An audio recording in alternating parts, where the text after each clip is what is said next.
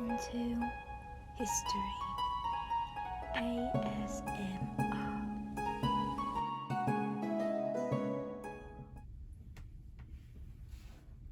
Hello friends.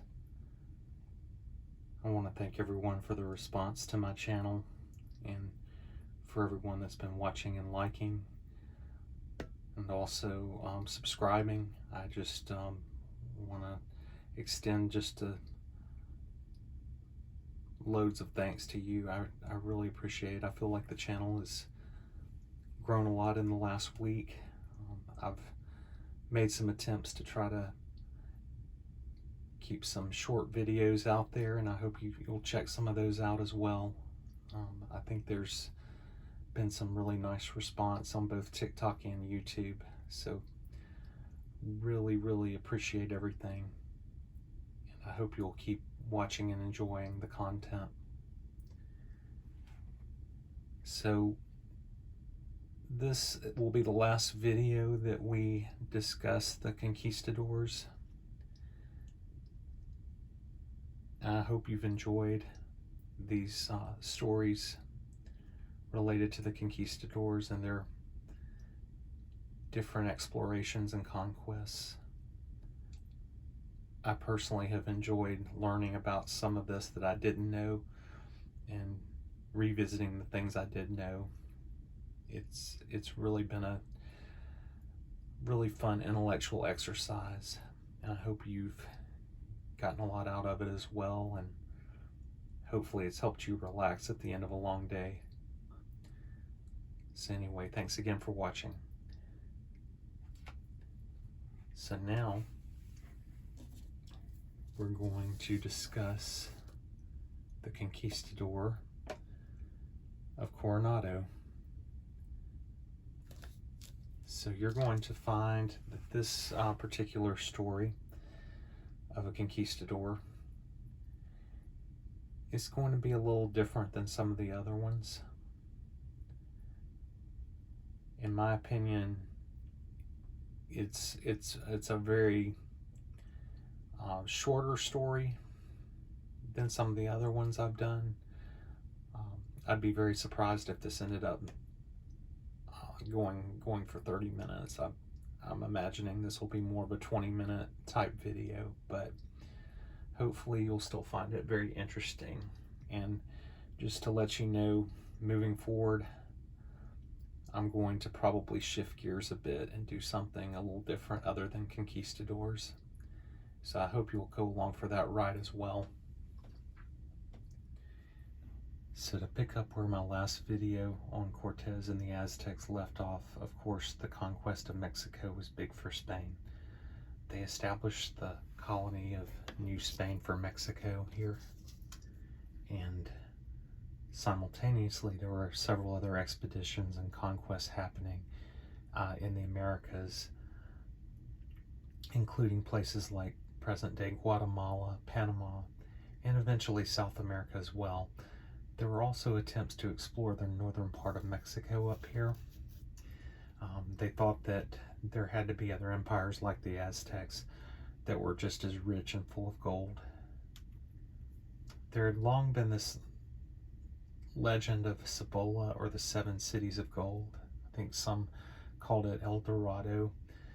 The legend had likely cross-pollinated from old Native American legends and old Spanish legends.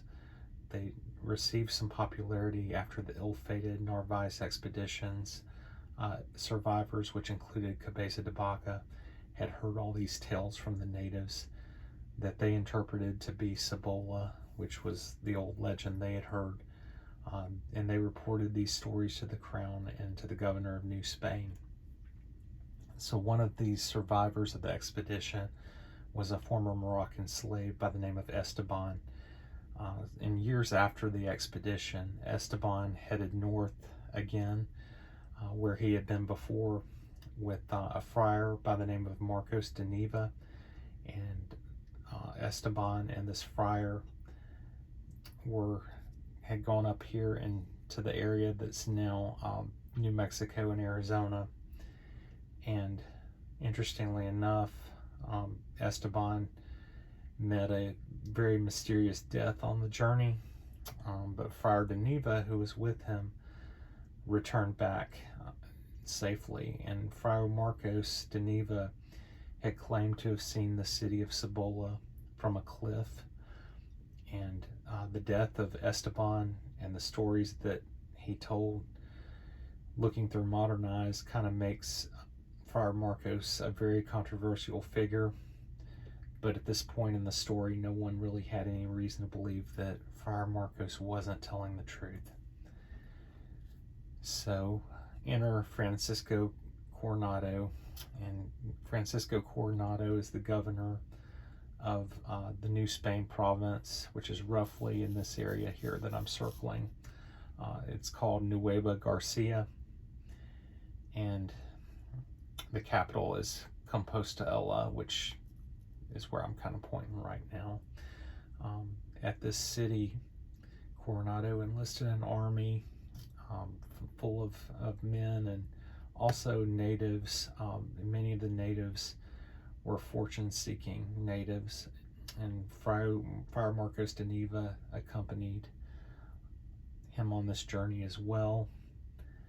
And one of the directives that Coronado received from the Spanish crown was that Coronado must treat any villages that they encounter very kindly.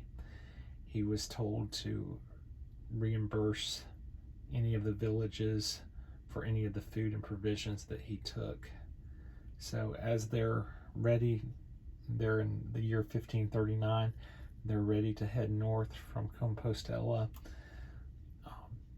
And once again, that's the very capital of the province that Coronado is the governor of.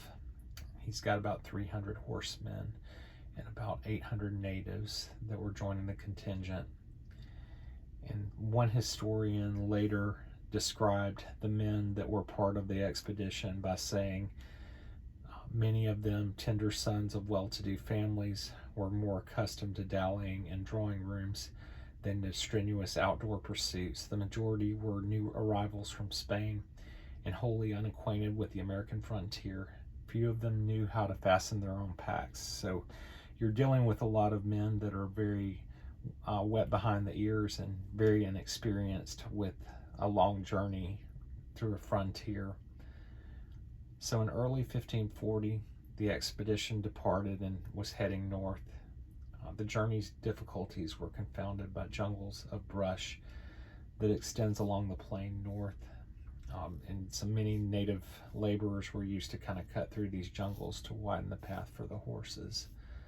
Wildlife was also an issue, from mountain lions to coyotes. So as they're heading north, Coronado decides that he's going to send a contingent of men ahead to sort of scout this area where Cibola is. And then as they're here waiting, for the results of this scout team that's headed north, one of Coronado's lieutenants by the name of Lope de Samaniego was shot by a native arrow, which killed him instantly. When Coronado learned of this, he had the natives who shot Samaniego hung from the trees. So it's already sort of taken, the journey's already taken kind of a negative start here.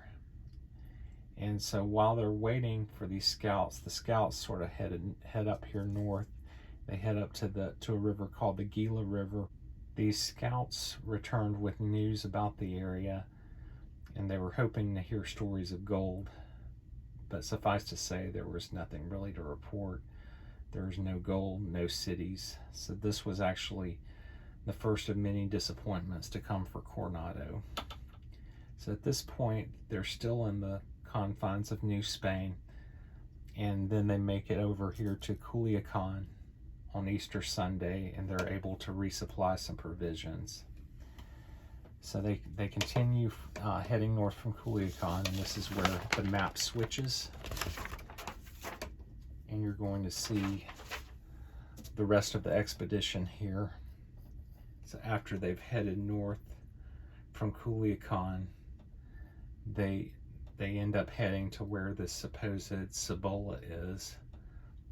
They cross the Gila River and they're heading along the Arizona-New Mexico border. And right here in Hawaka, which is supposedly where Cibola is supposed to be, they get there, and what they found was far from a city of gold. It was a village, very small, but also a very crowded village. The village was not made of gold. It was mostly adobe, and these were the Zuni Pueblo natives.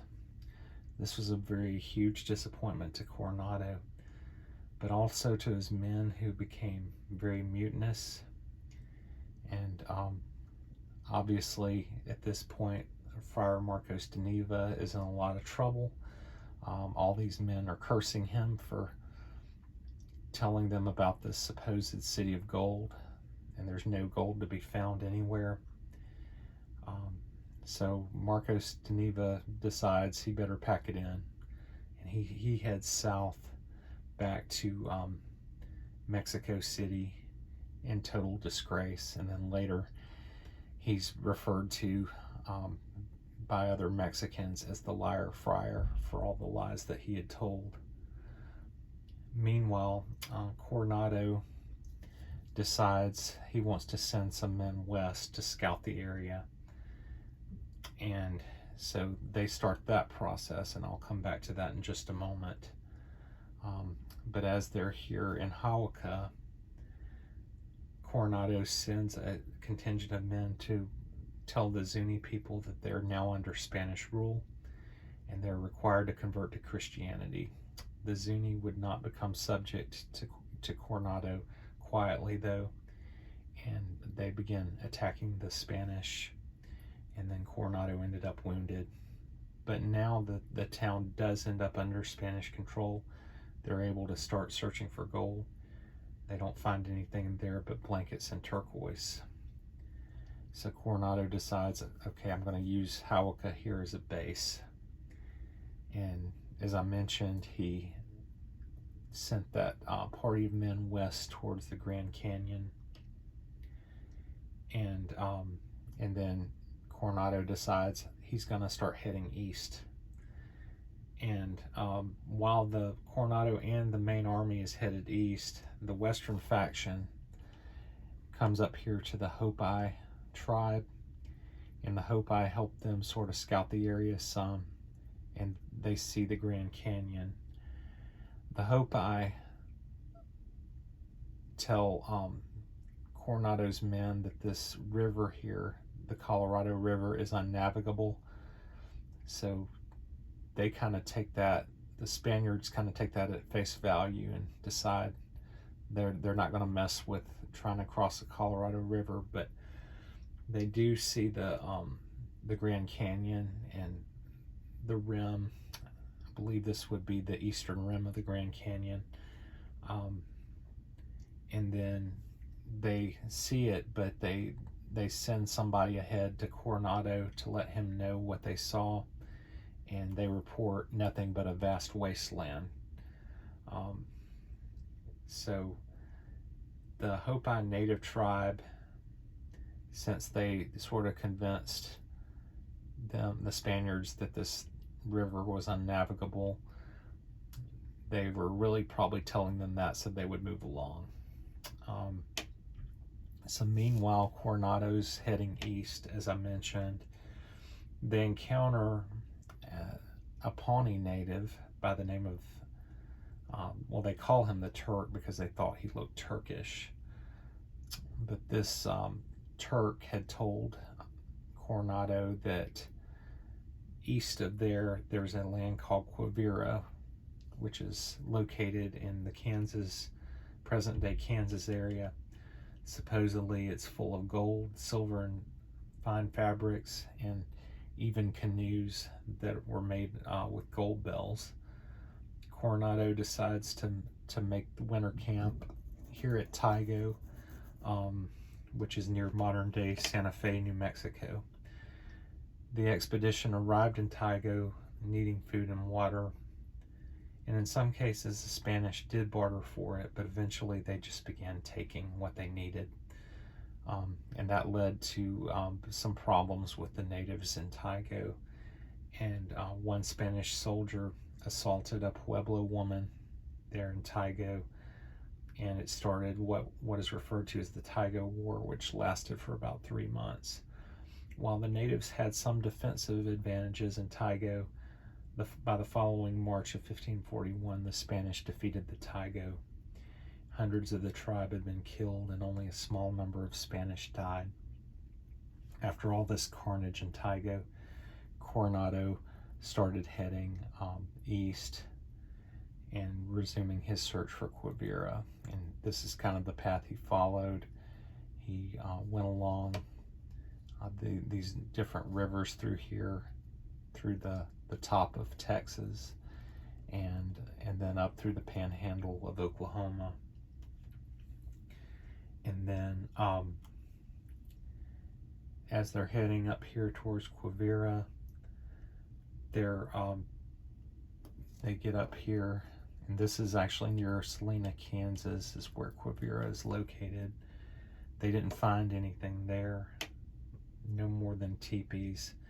So of course this puts the Turk at severe odds with Coronado. The Turk had to admit that he lied to Coronado, and Coronado had him executed. But ironically, while here in Quivira, Coronado is only like a couple hundred miles from another expedition, which is the DeSoto expedition. So we've kind of come sort of full circle here from my very first video on DeSoto to my very last video that I've created anyway for Coronado. So it's just a little interesting footnote there.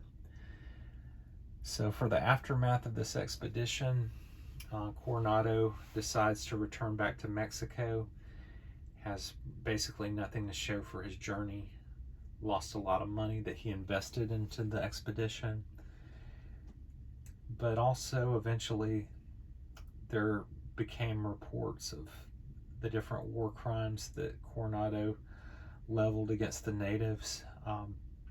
He was tried for those war crimes and he was found not guilty, but as a consequence he did lose his position as governor, and then 12 years later Coronado died. So of course, like all the other expeditions and other colonizations that came before were to come,